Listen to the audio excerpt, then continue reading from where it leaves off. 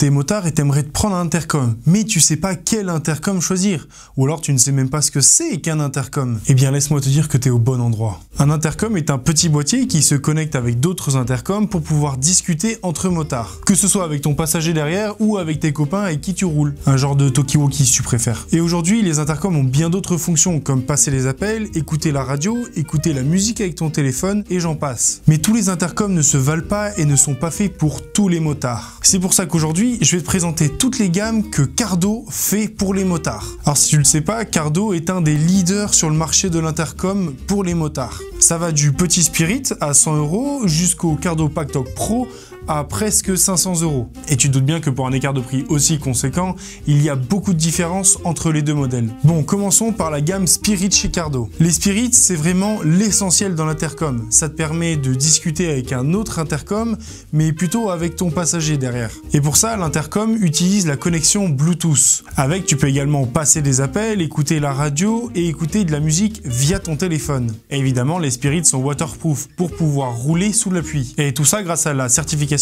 IP65. Les deux intercoms de la gamme Spirit, que ce soit le Spirit ou le Spirit HD, ont tous les deux une autonomie d'environ 10 heures. Donc tu peux rouler toute la journée avec et le recharger le soir. Il y a deux petites différences entre le Spirit et le Spirit HD. La première, c'est la taille des haut-parleurs. Sur le Spirit, ils font 32 mm contre 40 mm sur le Spirit HD. Donc forcément, le 32 mm va avoir un son un peu plus faible et une qualité sonore un peu moins bien. L'autre différence, c'est que le Spirit HD a une portée un petit peu plus grande de 600 mètres lorsque tu connectes deux intercoms. Que ce soit pour le Spirit avec ses 400 mètres de distance entre deux intercoms ou le Spirit HD avec ses 600 mètres, eh bien ce sont 400 et 600 mètres lorsqu'il n'y a pas d'interférence, donc c'est-à-dire pas d'arbres, pas de montagne, pas de poteaux électriques, et donc c'est plutôt des intercoms qui sont faits pour parler avec ton passager arrière comme je te l'ai dit un peu plus tôt. Globalement, c'est la gamme vraiment essentielle lorsque tu as besoin d'avoir un intercom pour passer des appels ou pour discuter avec un passager au cas où. On va maintenant passer à la gamme Freecom qui sont des intercoms qui commencent à avoir quelques options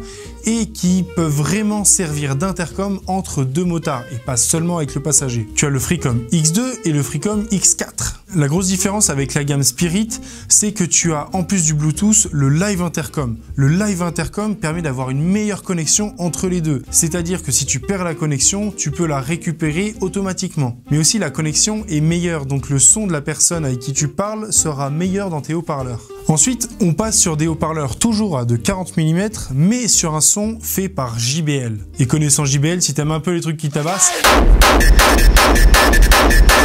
eh ben c'est pas mal. La principale différence entre le X2 et le X4 va être le nombre de personnes avec qui tu peux te connecter. Ensuite, la distance de connexion entre deux motards ne va pas être la même. Sur un X2, tu auras 800 mètres, tandis que sur un X4, tu auras 1,2 km. Et lorsque je dis la connexion entre deux motards, c'est très important, parce que autant le X2 va pouvoir se connecter qu'à deux personnes, autant le X4, vous pouvez vous connecter à 4.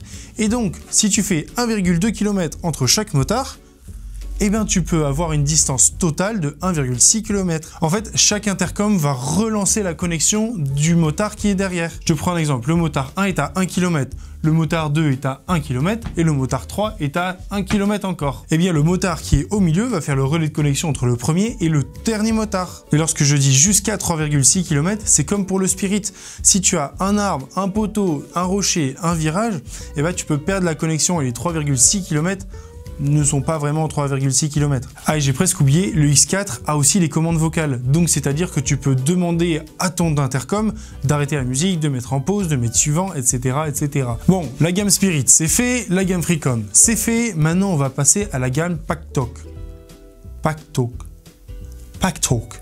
Oui, bah avec l'accent anglais, c'est un peu plus facile à dire. Ah aussi, Packtalk en français, c'est pas facile à dire. Je te rassure, moi aussi, j'ai envie de me baffer quand je prends l'accent anglais. Bon, plus sérieusement, cette gamme est le fleuron chez Cardo. Tu as trois intercoms, le Neo, le Edge et le Pro. Et la grande différence avec les deux gammes précédentes, c'est le DMC. Alors, le DMC, en anglais, ça veut dire Dynamic Mesh Communication, que tu peux traduire en français par communication par maillage dynamique. En fait, c'est une technologie un peu spéciale qui permet d'avoir une grande distance entre deux intercoms, mais aussi d'avoir d'avoir un groupe très élevé de motards pour pouvoir tous parler en même temps. Donc là, on est vraiment sur des intercoms qui sont faits pour se balader à plusieurs. Pour preuve, la distance entre deux motards est de 1,6 km sur les 3 intercoms. Et tu peux avoir une distance totale de 8 km entre le premier et le dernier motard. 8 km, c'est toujours quand il n'y a pas d'interférence, hein, je te le rappelle. Et là, je te sens arriver. Et Tony, c'est quoi la différence entre le Neo, le Edge et le Pro? Ne t'en fais pas, j'y arrive. Alors déjà, il faut savoir que ne serait-ce que sur le Neo, l'autonomie de la batterie est de 13 heures, donc vraiment une très grosse journée de moto, voire même 2 journées sans recharger l'intercom. Ensuite, la certification waterproof n'est pas la même. On passe d'un IP65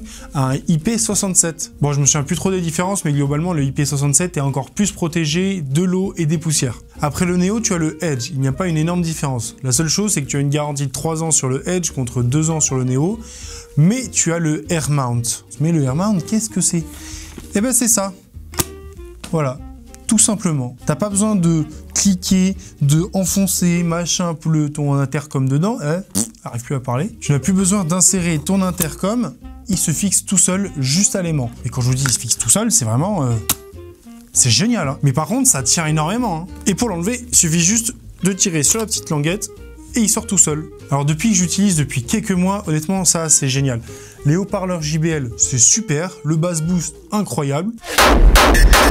Et au niveau du micro, alors moi, forcément, j'ai un modulable, donc j'ai un petit zigouigoui ici. Mais sur un intégral, vous pouvez juste coller le micro au bout et vous n'êtes pas obligé d'avoir ce petit zigouigoui. Est-ce que ça te dit qu'on finisse la vidéo comme ça, hein, avec mon petit zigouigoui? Bon, je rigole, c'est quand même pas très pratique pour parler devant la caméra. Donc je t'ai présenté le Neo, le Edge et maintenant il y a le Pro. La différence entre un Edge et un Pro est assez prononcée. Tu as 3 options. La première, c'est que tu pars des haut-parleurs de 40 mm de chez JBL à des haut-parleurs de 45 mm chez JBL.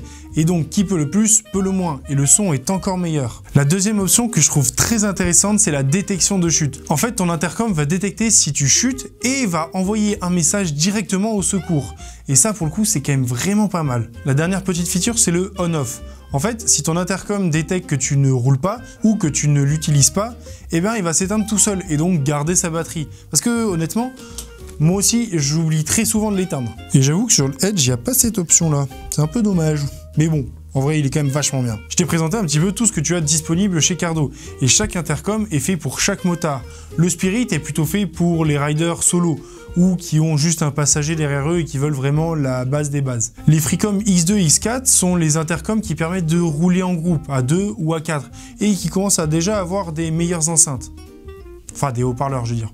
Et après, la gamme Pack Talk, c'est vraiment celle qui est faite pour ceux qui roulent en groupe. Et quand je dis groupe, c'est 4 et plus. Mais aussi ceux qui roulent plus longtemps, un peu comme les Freecom, parce que l'autonomie est de 13 heures. Alors, petit cadeau, je t'ai condensé un tableau complet avec toutes les différences techniques de tous les intercoms en description. Je vais juste finir sur un petit truc que Cardo nous a fourni et qui, nous, sur les tournages, est vraiment trop cool. Je te présente le Pack Talk Edge Phone.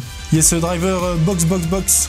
Ouais, bon, ok, je suis peut-être pas un ingénieur de course. En fait, ce produit, il est fait pour toutes les personnes qui roulent dans des véhicules qui font beaucoup de bruit, mais où t'as pas de casque forcément. Imagine que t'es en route de campagne, que t'as une Caterham qui a pas de pare-brise, ou alors que t'as un gros buggy, et ben en fait, ce truc-là, c'est super génial. En fait, tu peux venir attacher n'importe quel intercom de la gamme Pack Talk, et tu peux discuter avec ton passager ou avec d'autres motards ou d'autres personnes qui sont en buggy. En fait, c'est un casque à réduction de bruit passive, donc il te sert très fort et c'est un peu comme les casques que les gars ont sur les pistes d'aéroport par exemple. Et je peux dire que sur les tournages, lorsque quelqu'un est à la caméra et donne les indications avec ça pendant que l'autre personne est à moto avec son propre cardo, et ben en fait c'est trop cool. Et pour preuve, une des fois où j'étais cadreur sur un de nos tournages. Yes, box for soft tire. Bon, j'espère que tu en auras appris un peu plus sur toute la gamme Cardo. Dis-moi en commentaire celui que tu aimerais acheter. Laisse un petit like, abonne-toi, et moi je vous dis ciao la pizza.